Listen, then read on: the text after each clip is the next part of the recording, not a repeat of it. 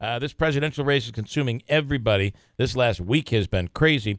Tony Colon and Professor Juan Tomas. Do I say that correctly? Do I have that right? Good morning, gentlemen. How are we doing? Good morning to you. Buenos dias. Buenos dias. Good morning, Tony. It's good to see you. It's good seeing you again. So I wanted to ask right off the bat. I know we have two different things going on here. But Tony, I wanted to start with you. Hispanics, in general, where are they, and locally, where do you feel Hispanics are in this presidential race? Well, it all depends on the age group. And Pew, in fact, Professor Tomas and I were just discussing the age differences within the Latino community or Hispanic community and who we tend to side or lean towards. Yeah. And I think the older part of the community, the more seasoned part of our community, probably would be slant to the right of center. While you have your millennials and younger, that probably would be left of center. And that's what Pew and many other studies that I've seen and read seem to demonstrate it. Do you find the wall, the Mexicans, the judge can't be fair because his family's of Mexican descent? Has that affected? It certainly has an impact. I think as you talk to, even within my family, we've had that discussion, and certainly when it comes to that is a big part of why some folks are for or against Donald so it's Trump. Playing a role. Yes, absolutely. Interesting stuff. And we have Professor Juan Tomas in. He is Associate Professor of Spanish at Utica College. And you're doing a study right now. Yes. Well, I've been doing the study since 2009. Got it. I was approached by the then director of the Ethnic Institute at Utica College, Frank Bergman, and the founder, Dr. Jean Nasser, to write about the Hispanics in Utica, the history and ethnographic description. And so I started in the project, but I focused on linguistics since that's what my field of study is. Yeah. And I've been studying the Spanish spoken in Utica for the past, 7 years. It's very interesting, a lot of little details I could tell you about with that. Right now I'm writing a book about what the two professors originally asked me to do, Hispanics in Utica.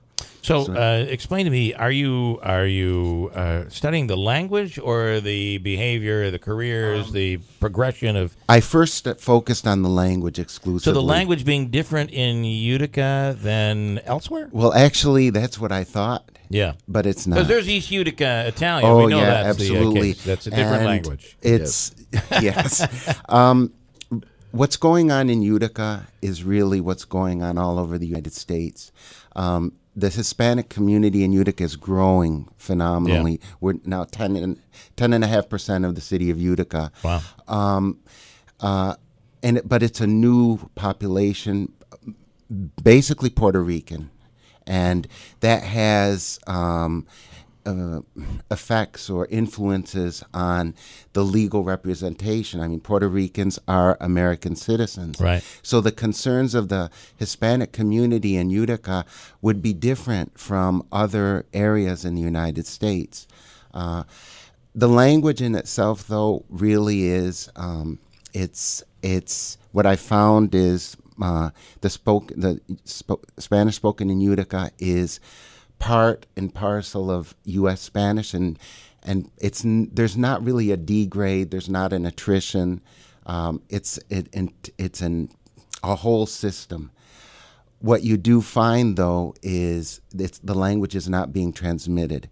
By the third generation of the immigrants are speaking English. Right. And Spanish is being lost in the home, which is very dangerous for language death, because if the parents aren't transmitting it throughout the generations, it's going.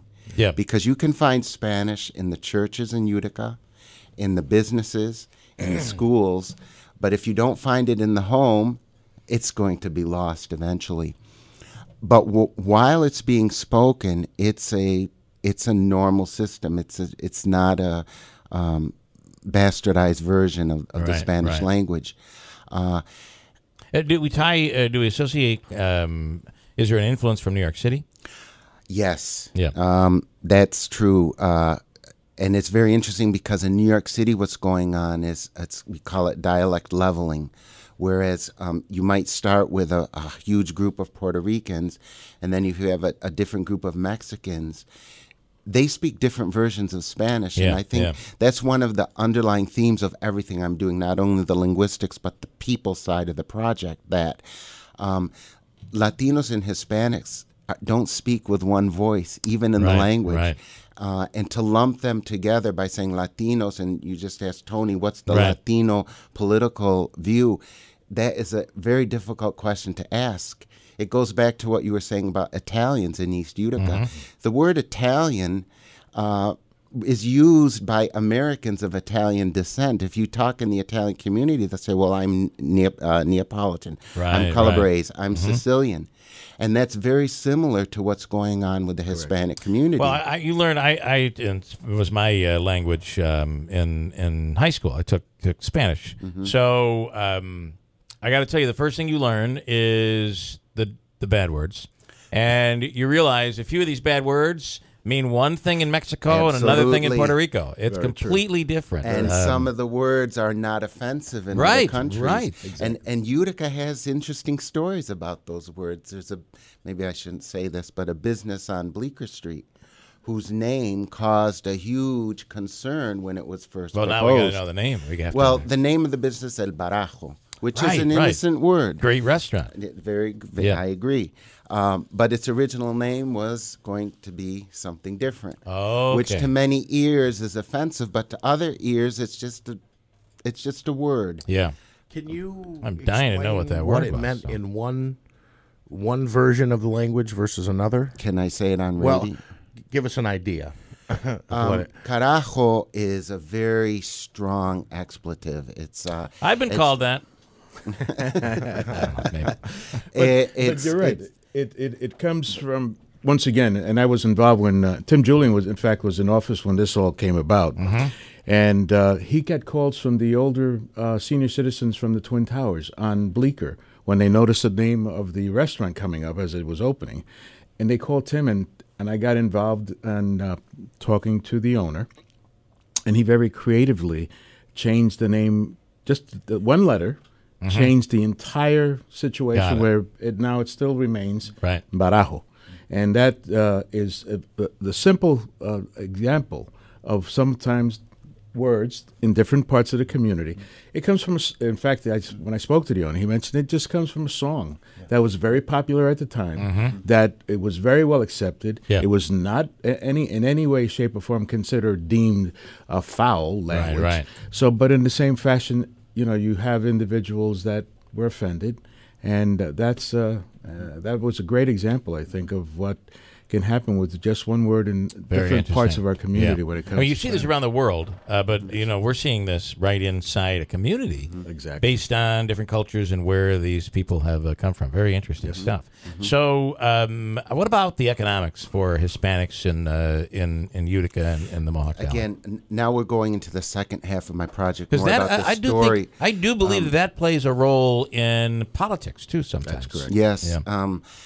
The second part of my project is not only the language, but the story of the Hispanic community. It's sort of like a diary of the Spanish community, Spanish-speaking community, which I don't like to say it that way, but not everyone speaks Spanish in the community.